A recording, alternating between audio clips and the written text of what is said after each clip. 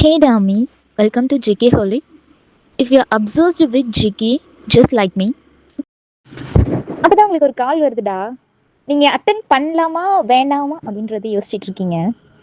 So ஒரு ஒரு போல்டான voice, எதுக்கு கால் எடுக்க இவ்வளோ லேட்டு? ம் நான் ஒர்க்கில் இருந்தேன், அதனால தான். ஒர்க்கில் இருந்தியா? நான் யார் பேசுகிறேன்னு தெரியுதா? தெரியலையே. தெரியாமல் கால் பண்ணும்போது யாருன்னு தானே கேட்பேன். என்ன ஒர்க்கில் இருந்தான்னு புதுசாக பேசிகிட்டு இருக்க?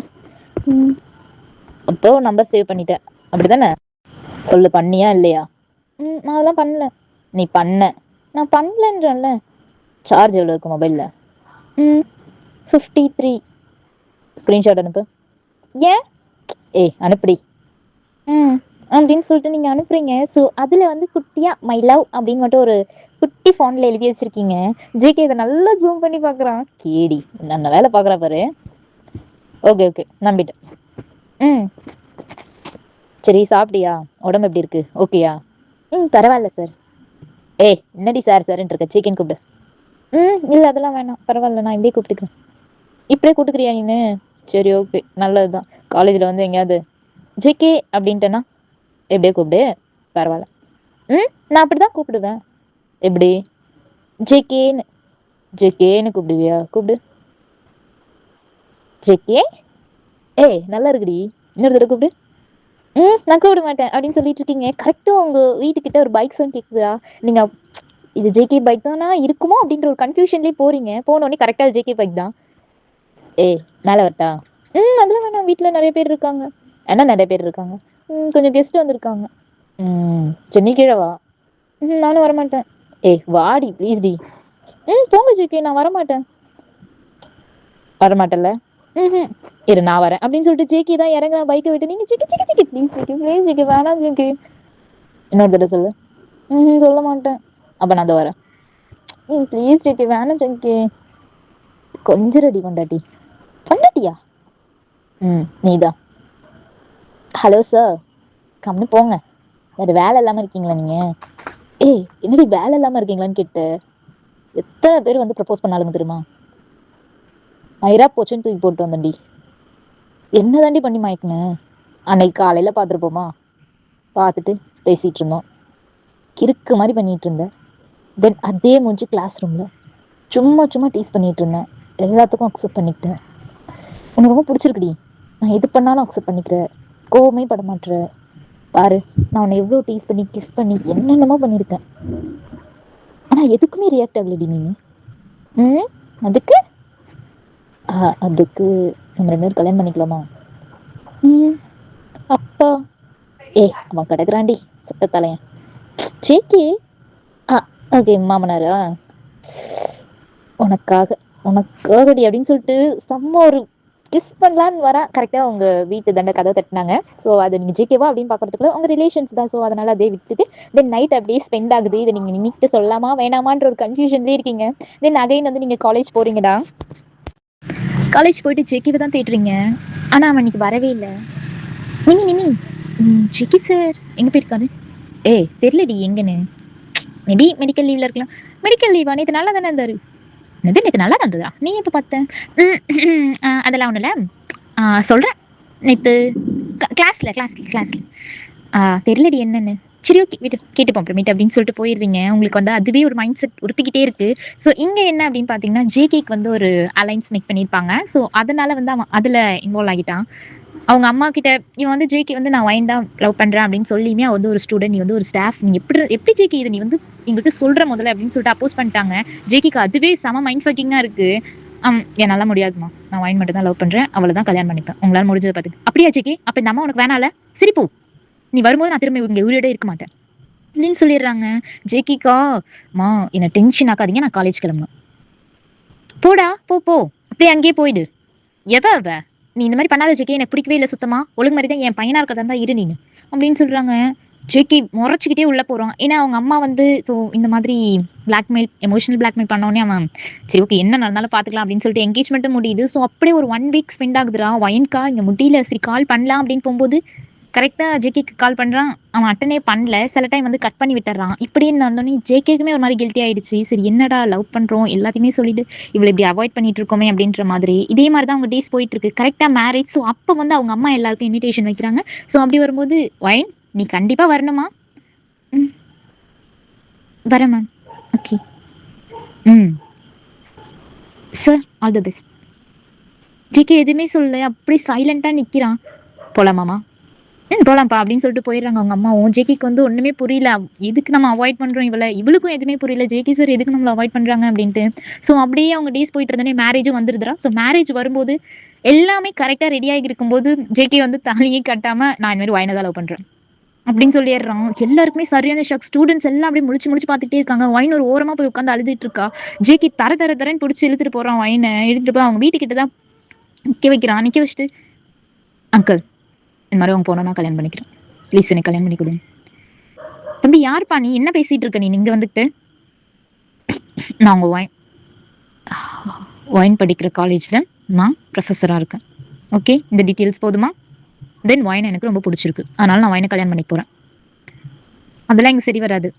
என்ன நீங்க பேசிட்டு இருக்கீங்க? இந்த மாதிரி தேவையெல்லாம் பேசாதீங்க அப்படின்னு சொல்லிட்டு உங்க அம்மா சொல்லிட்டு இருக்காங்க. உங்களுக்கா இங்க அழுகையா வந்துட்டு இருக்கு. ஒயின் சொல்லு, என்ன நினைச்சிட்டு இருக்க நீ? எவ்வளவு நாள் மறைச்சிட்டு இருப்ப? ப்ளீஸ் ஒயின் உன்னை சொல்லுன்னு ஒயின். நீங்க மேரேஜ் பண்ற வரையும் போனீங்கல்ல, இப்ப எதுக்கு மேரேஜ் பண்ணாம வந்தீங்க? ஒயின் நான் உன்னை லவ் பண்ற ஒயின், நீ என்ன லவ் பண்ற அது எனக்கு நல்லாவே தெரியும். ஆனா நீ சொல்ல மாட்டேன். நான் உங்களை இப்போ இல்ல எப்பவுமே லவ் பண்ண மாட்டேன் ஜேகே, ப்ளீஸ் என்ன என் லைஃப்ல இருந்து நீங்க போயிடுங்க அப்படின்னு சொல்லிட்டு நீங்க வேகமா மாடிக்கு தாண்டா வந்துடுறீங்க. ஸோ ஜேகேக்கா ஃபுல் அண்ட் ஃபுல் ப்ரோக்கன் ஆயிடுறான். வீட்டுக்கு தான் போறான் அவன். அவங்க அம்மா அவ்வளோ திட்டுறாங்க.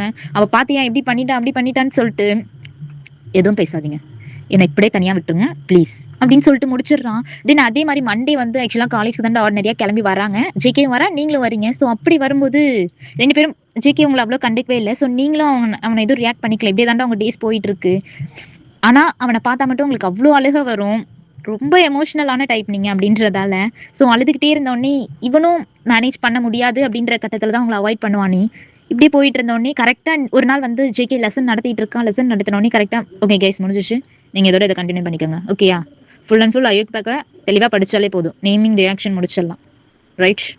ஓகே தேங்க்யூ அப்படின்னு சொல்லிட்டு போகிறான். நீங்கள் அவன் பின்னாடியே போகிறீங்க. பின்னாடியே போனோடனே ஆக்சுவலாக அவன் ஸ்டாஃப் ரூம் போயிட்டு கதவை டோரை லாக் பண்ண போகிறதுக்குள்ளே அவனை போய் ஃபுல் அண்ட் ஃபுல் ஹக் பண்ணிக்கிறீங்க நீங்கள். ஜிகே ப்ளீஸ் ஜிகே என்னை விட்டு போயிடாது ஜிகே, எனக்கு பிடிக்கவே இல்லை ஜிகே சுத்தமாக. ப்ளீஸ் ஜிகே என்னை எங்கேயாவது கூட்டிகிட்டு போயிடு ஜிகே ப்ளீஸ் ஜிகே. வைன் என்ன பேசிட்டு இருக்க நீ? எனக்கு பிடிக்கவே இல்லை ஜிகே ப்ளீஸ் ஜிகே, எனக்கு இங்கே இருக்கவே சுத்தமாக பிடிக்கல ஜிகே. இருக்கவே பிடிக்கலனா என்னடி சொல்கிற? தெளிவாக சொல்லு. ஐ லவ் யூ ஜிங்கி, நான் உன்னை மட்டும் தான் லவ் பண்ணுறேன், ப்ளீஸ் என்னை கூட்டிகிட்டு போயிடு அப்படின்னு சொல்லிட்டு இருக்கீங்க. ஒன் நீயா சொன்ன? இன்னொரு தடவை ஒரே ஒரு தடவை சொல்றேன் ப்ளீஸ் டி ப்ளீஸ் டி. I love you GK please GK, நீங்கள் வந்து கூட்டிகிட்டு போயிடு ஜிகே. நான் கூப்பிட்டு போகிறேன் டி, எவன் என்ன பண்ணிடுறான் நான் பார்க்குறேன் அப்படின்னு சொல்லிட்டு ஜிகே பேசிட்டு இருக்கான். கரெக்டாக தயாங் தான் உள்ளே வந்துடுறான். உள்ளே வந்துட்டு ஒயின் என்ன பண்ணிட்டு இருக்க நீ வா அப்படின்னு சொல்லிட்டு கையை பிடிச்சி இழுத்துட்டு போகிறான். ஜிகேக்கு சமகம் வருது. அவ்வளோ சட்டையை ஃபோர்ஸாக பிடிச்சி ஏய் எட்ரா கையா, என் ஒயின் கையை பிடிக்கிறியா நீனு? நாளைக்கு அந்த கை இருக்காது பார்த்துக்கோ. ஏய் நீ மூடுறா, அவள் எனக்கு என்கேஜ்மெண்ட் பண்ண பொண்ணு, நீ அவளை கட்டி பிடிச்சிட்டு நிற்கிற. நீங்கள் பண்ணுறதெல்லாம் தெரியாம தான் இருக்குண்ணா. ஜெக்கிக்கு அவ்வளோ ஷாக்காக இருக்கு. என்ன சொன்ன? நீ என்கேஜ்மெண்ட் பண்ண போனா? ஏய் என்னடி சொல்கிறான்? ஆமாம் ஜிக்கி, அப்பா பையன் கூட தான் என்கேஜ்மெண்ட் பண்ண பார்த்தாரு தானே பண்ணுறல்ல. ஏய் என்ன பார்த்தாருன்னா என்ன முடிஞ்சிருச்சுன்னு தான் அர்த்தம், புரியுதா? இதுக்கடுத்து நீ தேவையில்லாமல் எங்கள் லைஃப்பில் இன்வால்வ் ஆகாத ஷிக்கி. சார் உங்களுக்கு அதுதான் மரியாதை. ஏய் என்னடா ஓரா அதப்பில் ஆடிட்டு இருக்கியா? அவள் கையை விடுறா. விடலைன்னா என்ன பண்ணுவேன் அப்படின்னு சொல்லிட்டு அவ்வளோ ஃபோர்ஸாக உங்கள் வீட்டுக்கு தான் கூட்டு போகிறான். அகல் இவளை நீங்கள் காலேஜுக்கு அனுப்பாதீங்கன்னு சொன்னேன். இதுக்கு அனுப்புனீங்க? ஆமாண்டா உங்களை காலேஜுக்கு அனுப்பியிருக்க மாட்டாங்க. ஸோ அதனால தான் நீங்கள் அழுதுகிட்டு போய் ஜேகேவை கட்டி பிடிச்சிருப்பீங்க. நீங்கள் சண்டை போட்டு வீட்டில் இருந்து அவங்க என்ன பண்ணிட்டு இருக்கா தெரியுமா? ஜேகே பிடிச்சி கட்டி பிடிச்சி நிற்கிறான். 4 பேர் பார்த்தா என்ன ஆகுறது? ஷோ உங்களை சொல்லி என்ன பண்றது? ஏன் மான மரியாதை தான் போகும். நீ கல்யாணம் பண்ணிக்க போற பொண்ணு அவனை கட்டி பிடிச்சிட்டு இருக்கான்ட்டு என்ன நினைச்சிட்டு இருக்கா இவ? நீங்க எந்த தைரியத்தில் இவ்வளவு காலேஜ் அனுப்புனீங்க? அதான் எல்லாத்தையும் டீட்டெயிலாக சொல்றேன்ல, வீடியோ மொத்தம் கொண்டு காட்டுறேன். உங்களுக்கு அவ்வளோ திமிரா? அது இல்லை மாப்பிள்ள, அவ போறேன்னு அடம்பிடிச்சா, அதனால தான் போறோட அடம்பிடிச்சா அனுப்பி வச்சிருவீங்களா? நாளைக்கு அவ கூட சாரி மாமா, அவ என்ன சொன்னாலும் கேட்டுருவீங்களா நீங்க? எனக்கு இதெல்லாம் சுத்தமா பிடிக்கல. ஒழுங்கு மரியாதையா வாயினை வீட்லயே வச்சுக்கிறதா வச்சிருங்க, இல்லைன்னா நான் இப்பயே கூட்டிட்டு போயிடுறேன் எங்க வீட்டுக்கு. இல்ல அது வேணாம் மாப்பிள்ள, அது சரி வராது அப்படின்னு சொல்லிட்டு ஃபுல் அண்ட் ஃபுல் மேரேஜ்க்கு தான்டா எல்லாமே ரெடி பண்ணிட்டு இருக்காங்க. உங்களுக்கும் தயாங்க்கும் ஜேகேக்கு இங்க ஒண்ணுமே புரியல, மண்டை பிச்சிட்டு இருக்கான். ஸோ அந்த மேரேஜ் டேவும் வருது. ஸோ அப்படி இருக்கும்போது நீங்க யாருக்குமே இன்விடேஷன் வச்சிருக்க மாட்டீங்க. ஏன்னா வந்து ஆல்ரெடி ஜேகே இந்த மாதிரி சொன்னோன்னே உங்களுக்கே ஒரு இன்ஃபாரிட்டி காம்ப்ளெக்ஸ் வந்துடும், என்னடா இது இப்படி பண்ணிட்டானே அப்படின்ற மாதிரி. ஸோ அதனால நீங்க யாருக்கிட்டையுமே அவ்வளோ ஃப்ரெண்ட்ஸே வச்சுக்க மாட்டீங்க. நிமிட்ட மட்டும்தான் எல்லாத்தையும் ஷேர் பண்ணிட்டு இருப்பீங்களே. இப்போ அவளு கூடயும் கிடையாது, இந்த உங்க வீட்டில் வந்து காலேஜ் அனுப்பல அப்படின்றது அவ கூடயுமே வந்து எதையுமே ஷேர் பண்ணல நீங்க. தயாங்க்கு உங்களுக்கு தானே மேரேஜ். ஸோ யாருமே மேரேஜ்க்கு வரல, உங்க ரிலேட்டிவ்ஸ் மட்டும் தான் வந்திருக்காங்க. அப்போ கரெக்டாக ஜேகே என்ட்ரி கொடுத்துட்டா. ஒரு நிமிஷம் நிறுத்துறீங்களா? இங்க மணமகனாக அமர்ந்திருக்கும் உங்களோட மாப்பிள்ளையோட மான மரியாதை மற்றும் அவன் பண்ண எச்ச வேலையெல்லாம் இங்க பாக்குறீங்களா அப்படின்னு சொல்லிட்டு ஒரு பெரிய ப்ரொஜெக்டர்ல தான்டா அவ்வளோ இதா அவன் பண்ண எல்லாத்தையும். ஸோ அவன் ஒரு பிளே பாய் அப்படின்றதால எல்லாத்தையுமே ஜேகே போட்டு படம் போட்டு காமிச்சிட்டு இருக்கான். தயாக்கா ஒண்ணுமே புரியல. அவங்க அப்பா சட்டையை பிடிச்சி இழுத்து, நீ இப்படிப்பட்டவனாடா, இப்படிப்பட்டவன் இருந்துகிட்டே நீ மான மரியாதையை பத்தி பேசுறியா அப்படின்னு சொல்றாங்க. அவங்க அப்பா அம்மாக்கு ஒண்ணுமே புரியல. தயாங்க அப்பா அம்மாக்கு, டி என்னடா உன்னை, எனக்கு அசிங்கமா இருக்கு தயாங்க, ஏன் தயங்க பண்ற மா, அது நான் இல்லம்மா, நான் இல்ல, இது வேற யாரோ. நடிக்காதடா, இங்க வாமா சொல்லு சார் என்ன நல்லா பண்ணாருன்னு அப்படின்னு சொல்லிட்டு ஒரு பொண்ணை கூப்பிட்டு வராங்க. ஸோ அந்த பொண்ணு என்ன சொல்லுதுன்னா, இந்த மாதிரி தயாங் வந்து எங்ககிட்ட வந்து ஒரு மாதிரி மிஸ்பிஹேவ் பண்ணாங்க அப்படின்னு எல்லாத்தையும் சொல்லிடுது. ஸோ அப்படின்னோடனே தயாங்கா ஒண்ணுமே புரியாது, என்னடா பண்றது, என் நாளை விட்டா போதும் அப்படின்ற சாக்கில் கிளம்பி போயிடுறான். ஸோ அந்த நேரத்தில் வந்து ஜேகே தண்டா உங்களுக்கு தாலி கட்டிடுறான். கட்டி முடிச்சுட்டு தென் அதுக்கடுத்து உங்க ஃபர்ஸ்ட் நைட் தான் ஜாலியாக ரெடியாக உட்காந்துருக்காங்க ஜேகே. அதுக்கடுத்து நீங்களுமே வரீங்க, வந்துட்டு நிறைய பேசிட்டு இருக்கீங்க. ஜேகே, ஒருவேளை தயாங்க என்ன கல்யாணம் பண்ணியிருந்தா என்ன பண்ணியிருப்ப? தாலி கட்டின அவனையும் வெட்டியிருப்பேன், தாலி கட்டினதை வாங்கின உன்னையும் வெட்டியிருப்பேன், இந்த கல்யாணத்துக்கு முக்கியமா வேலை பார்த்தாலும் உங்க அப்பா அவனையும் வெட்டியிருப்பேன், எல்லாத்தையும் வெட்டிட்டு போய் ஜெயிலில் உட்காந்துருப்பேன். ஏன் ஜிக்கி நல்ல நாள் இப்படி பேசிட்டு இருக்க, கம்னு இருங்க ஜிக்கி. உண்மையை சொன்னா கம்னு இருங்கன்ற. சரி, மாமாக்கு ஒரு கிஸ் கூட. இன்னும் 4 செகண்ட்ல நீ என்னென்ன கேட்பேன்னு தெரியும், அது ஏன் கிஸ் மட்டும் கேட்குற, எல்லாத்தையும் கேட்டுக்கோ. இல்லடி, கிஸ் மட்டும் கூட ப்ளீஸ், எனக்கே கொஞ்சம் கேட்க வெக்கமாக தான் இருக்கு. ஓ சிக்கி சார், உங்களுக்கு வெக்கமா இருக்கா? இழுத்து வச்சு அடிச்சவன் தானடா நீனு, உனக்கு என்ன வெக்கம், கேட்குறேன் என்னமோ கேள்வியா அப்படின்னு சொல்லிட்டு இருக்கா. இவனுக்கா இங்கே ஒரு ஷை தாங்க மாட்டேங்குது. ஸோ சார் என்ன அவ்வளோ வேலை பார்த்துருக்காரு. அதனால இப்படியே போயிட்டு இருக்கும்போது ஜிக்கி, நம்ம ஏதாச்சும் பண்ணலாமா? அதை விழும் வாயின், ஒழுங்கு மரியாதையாக செமஸ்டருக்கு படிக்கிற வேலையை பாரு அப்படின்னு சொல்லிட்டு எல்லாம் மூட பாக்கிட்டாங்களே. ஸோ அவனுக்குமே அந்த தாட்ஸ் இருக்கும், இருந்தாலுமே நீங்கள் படிக்கணும் அப்படின்றதுக்காக அவன் பேசியிருப்பான். இதே உங்கள் நைட் ஸ்கிப் ஆகி மார்னிங் வருது. ஸோ எக்ஸாமுக்கு தாங்க நீங்கள் படிச்சுட்டே இருக்கீங்க.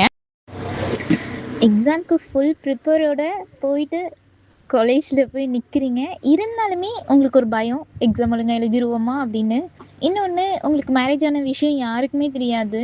இப்படி இருக்கும்போது ஜேகேவும் உங்களை வந்து காலேஜோட கொஞ்சம் கார்னரில் கொண்டு வந்து தான் பைக் ஸ்டாப் பண்ணியிருப்பான். நீங்கள் வந்து நடந்து போயிருப்பீங்க, அவன் வந்து ஆர்டினரியாக பைக்கை பார்க் பண்ணிவிட்டு அந்த மாதிரி தான் போயிருப்பான்டா. இப்படி நீ எக்ஸாம் ஹாலில் தான் உள்ளே போகிறீங்க, தயாங் தான் நிற்கிறான். உங்களுக்கா அவ்வளோ பயம் தாங்க முடியல, சரின்ட்டு கம்முன்னு போய் உட்காடுறீங்க. So full and full papers எல்லாம் வருது. தென் இந்த எக்ஸாம் ஹாலுக்கு ஸ்குவாடாக வந்து ஜேகே தாண்டா வரான்.